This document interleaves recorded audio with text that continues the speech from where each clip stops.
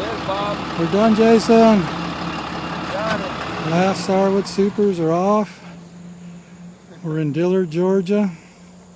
That truck's full. This one's got some on it. This is what we call our Kelly Creek yard. It did good. One of our better yards, actually. 2 to 4 supers, depending on the colony. Full. And we will be back here in short order to do Apagard treatments. Our mite numbers are running pretty low, but that doesn't matter. I'm still going to treat with Apagard. I want to go into winter with very, very low numbers. That's my goal anyway. These were good bees. They did a good job.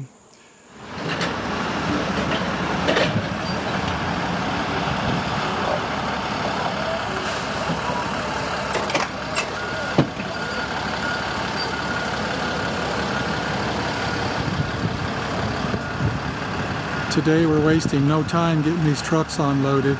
The bees around here are in robbing mode and they're trained to watch for the truck coming home. It only takes about 5 minutes for a bee yard that's about a quarter mile from here to figure out that these supers are exposed here. So we always try to get them off very fast before robbing really gets going in a big way.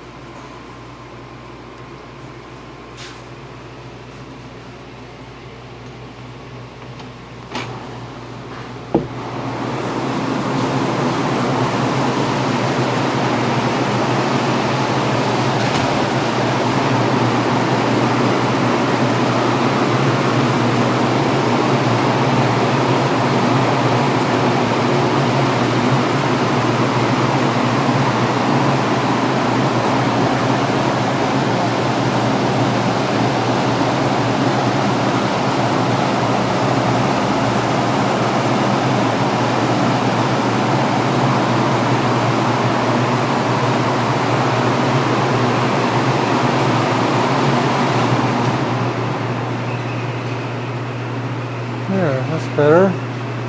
Not so loud now. Well, this is the tail end of our Sourwood crop. When these supers are extracted, we will be done.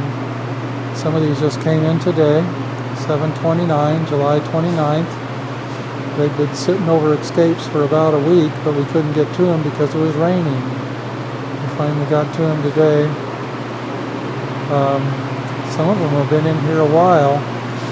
The dehumidifier is working good. The humidity's been running pretty low. That's the dehumidifier we use right there. It's been a good one. It's not cheap, but it works.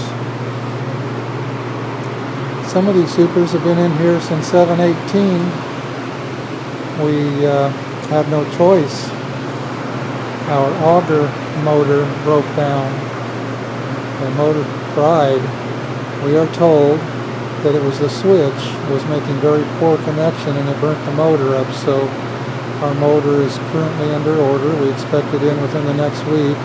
And here we sit just waiting. That's the bad news. The good news is that these combs are virgin comb. They've never had brood reared in them. And no pollen plugs or any of that. Well, I shouldn't say none, never. There might be 1 or 2 or 3 combs in this whole batch that's had a little brood in it once or twice. But for the most part, they have not. And that means it can sit here for a very long time without hive beetle issues or wax moth issues. The hive beetles and the wax moths and critters like that are looking for a protein source. And without any protein, they really can't do much in this comb. So I feel comfortable leaving this here for a while. We've actually dialed up our dehumidifier a little bit so that it's not super dry in here. There is such a thing as getting things too dry. We set the dehumidifier at 45% humidity, and right now the room is about 49. That's because we've opened the door several times, and that's a good place to be. Anything under 50% humidity does tend to dry honey out. And that stuff that's been in here for since 7/18. Gosh, that's 11 days already. That's a long time. If we leave it in here drying that long, it'll get too hard to extract it. So, of course, this needs to be dried out right here, the stuff that came in today. But at 45% humidity, we will have a drying effect on it, and it won't get that stuff so terribly dry that we can't extract it.